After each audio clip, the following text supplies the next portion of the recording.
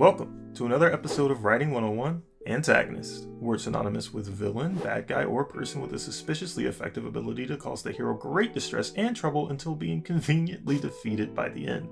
But are those things really what it means? Let's find all of this out and more using several tools at our disposal: dictionaries, case studies, and of course our own brains. Hi, I'm Ethan Avery, author of the Sword and Sorcery series, which is critically acclaimed according to the internet. In reality, I'm just a writer like you, and I hope that through these videos we can learn how to craft better stories together. So gather around, all novelists, screenwriters, and everyone else. Let's talk about antagonists. Let's start with the dictionary definition first. Dictionary.com defines an antagonist as a person who is opposed to, struggles against, or competes with another opponent or adversary, or the adversary of the hero or protagonist of a drama or other literary work. The word's origin comes from the Greek word antagonizes, this word, which means to struggle against. Now, I want to take a look at one more thing before we go forward, and that's the conflicts of stories themselves. The general consensus is that there are 6 different types of conflicts in literature, these being character versus self, character versus other character, character versus nature, character versus technology, character versus supernatural, and character versus society. And combining this with our dictionary definition, things are starting to come together. As defined in our last video on protagonists, which I'll link up there and down in the description, we defined a character's superobjective as their main task or goal in a story. The job of an antagonist is to oppose this goal's successful completion by our protagonist. And I think that creates an important distinction, because that means the villain of the story doesn't necessarily have to be evil, selfish, or violent. It just means they have to be actively doing something that prevents our hero from achieving their goal. And the goals of the protagonist and antagonist are almost always mutually exclusive. It also means that while a story typically has a main antagonist, it can have multiple minor antagonists. I'd like to take a look at Lord of the Rings as an example, using the 6 different types of conflict we went over earlier. And if it seems like I use this series as an example a lot, it's because the movies are 2 decades old, so spoilers are out of the window, and they smashed the box office, so a lot of people have seen them.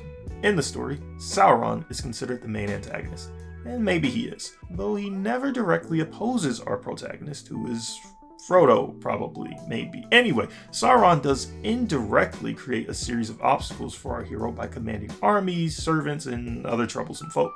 But is Lord of the Rings a character versus character story? Frodo versus Sauron? Maybe. Frodo's super objective is destroying the ring, and Sauron's super objective is obtaining the ring, which are mutually exclusive goals.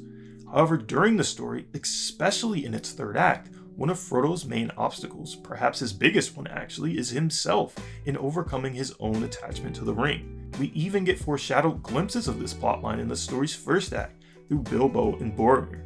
And Smeagol/Gollum is a constant reminder to the viewers and readers throughout the story's 2nd and 3rd acts, directly showing both us and Frodo what he could become if he allows himself to be consumed by the ring. So in that respect, perhaps Lord of the Rings is a character versus self story, and Frodo's inner demons are the true antagonists. Hold on though, because the story takes place as a giant cross-country road trip, much of it occurring across dangerous lands that our unprepared heroes must cross. Starving, freezing, being lost in the mountains, and almost being killed by vicious animals in the wild. These are the conflicts of a character versus nature story, because these obstacles are quite literally slowing or stopping our heroes from achieving their super objective. And if we move on to side characters and conflicts, we see things like character versus technology, as the upstart and innovative Isengard pushes weaponry into the future by destroying nature. And thinking about a character versus society story, early on we see the complacent and cautious society of the Shire push back against the Baggins family's adventures. As far as character versus the supernatural, there are a ton of examples throughout the series of supernatural forces trying to stop characters' progress. I think you get the idea by this point, so I won't go into any more examples.